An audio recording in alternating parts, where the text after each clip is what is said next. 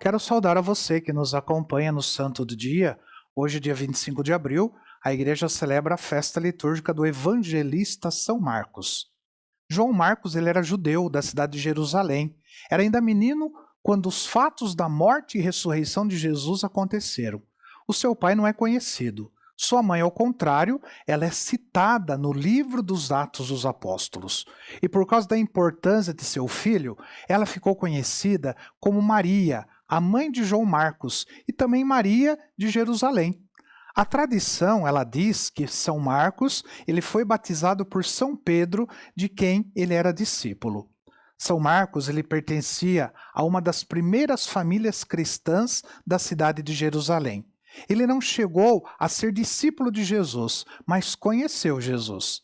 Segundo a tradição, foi em sua casa que Jesus celebrou a ceia pascal, onde ele instituiu a Eucaristia. Foi também em sua casa que cerca de 120 pessoas, contando com a Virgem Maria e com os discípulos, eles receberam a efusão do Espírito Santo no dia de Pentecostes. Por isso, sua casa passou a ser conhecida como cenáculo, que significa local de reunião. Pela casa mencionada no livro dos Atos dos Apóstolos, pode-se imaginar que sua família era uma família bem situada economicamente, né? Ainda criança, Marcos ele viu seu lar ser transformado no ponto de encontro dos cristãos de Jerusalém. Ali, com efeito, passou a ser o local de reunião dos apóstolos e de todos os cristãos primitivos. Mais tarde, quando jovem, Marcos tornou-se discípulo de Pedro e foi com ele para Roma. Lá, ainda jovem, começou a preparar seu escrito sobre a vida de Jesus, que viria a se tornar o segundo evangelho. Em Roma, Marcos também prestou serviços a São Paulo, quando este estava preso pela primeira vez.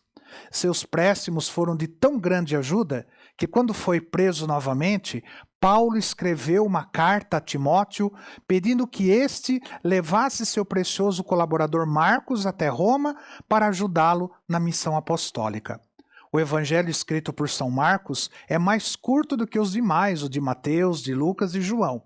Porém, traz uma visão muito especial. Aquela de quem acompanhou a paixão e os sofrimentos de Jesus quando era apenas um menino.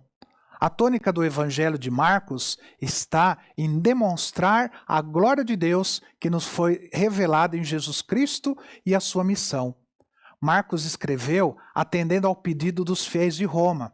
Com efeito, ele tinha todo o conteúdo sobre a vida de Jesus, recebido diretamente de São Pedro.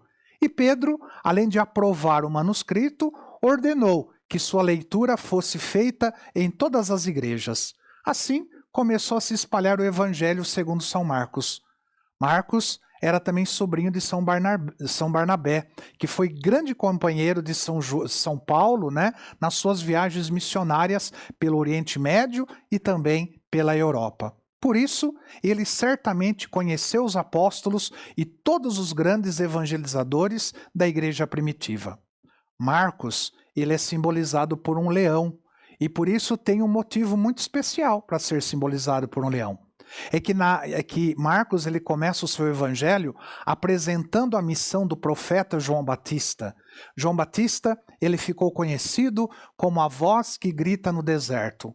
Ora, nos tempos primitivos, o leão habitava os desertos, e os seus ruídos impunham temor e respeito. Por isso, São Marcos é representado pelo leão. Levando o seu manuscrito do Evangelho, São Marcos partiu em missão apostólica depois da morte de São Pedro e de São Paulo. E, segundo a tradição, ele foi pregar na ilha de Chipre. Em seguida, foi para a Ásia Menor e depois foi para o Egito. Lá pregou especialmente em Alexandria, e nessa cidade ele fundou uma das igrejas que mais cresciam. A tradição nos conta que São Marcos foi martirizado numa festa de Páscoa, justamente quando ele celebrava o partir do pão, que era como os primeiros cristãos chamavam a celebração da Santa Missa. Anos depois, suas relíquias foram levadas para Veneza por mercadores italianos.